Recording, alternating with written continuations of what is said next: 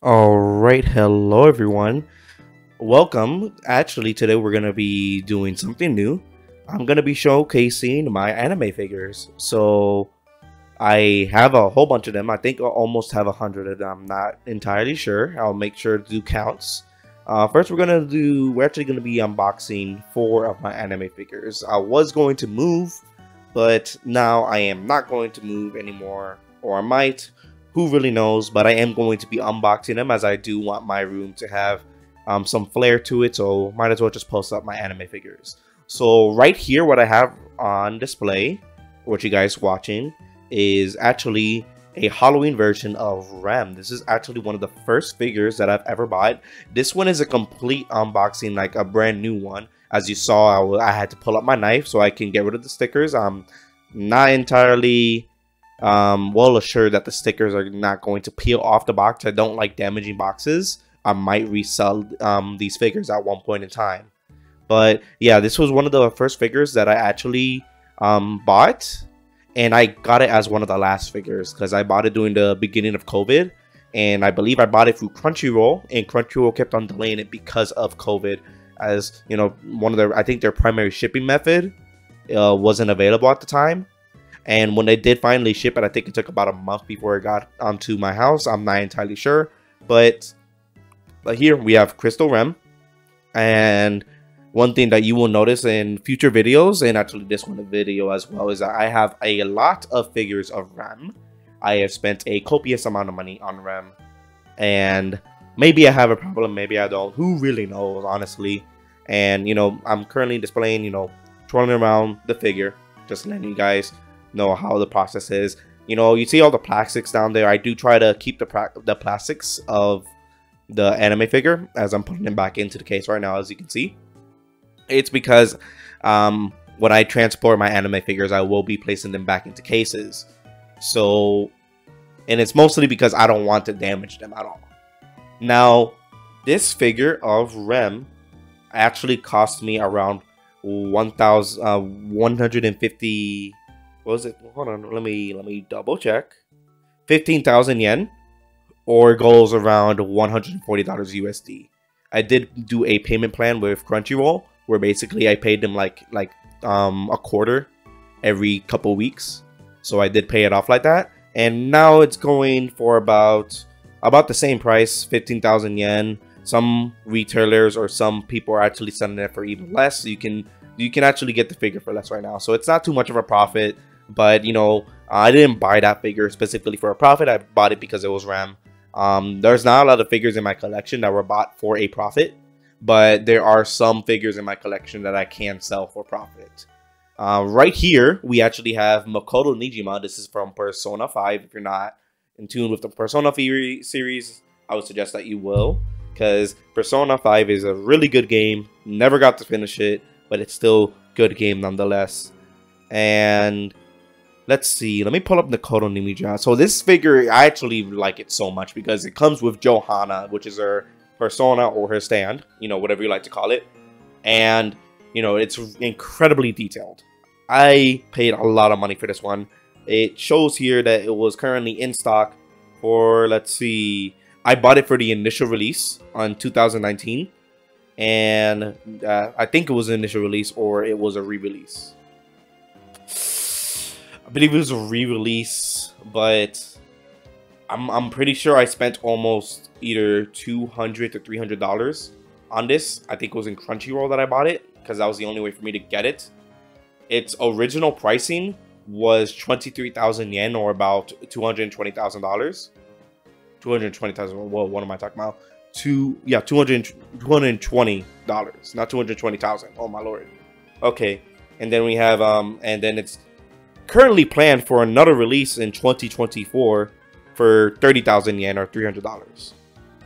As of right now, if I were to sell this, let's see what the market's showing. 37,000 yen. 36,000 yen. So I can get a profit of it about $350. So that's actually pretty worth it right now. But I don't think this is one of the figures that I won't be selling because I really like Makoto Nijima. And as you can see, I'm not really displaying it too well. This is a brand new thing that I'm doing where I'm displaying figures. I did try to pull a tripod setup. I actually recorded this on my phone. So I'm trying my best right now, and I'm actually watching the video as I'm recording the audio right now, trying to make no mistakes. So this is just continuous scene.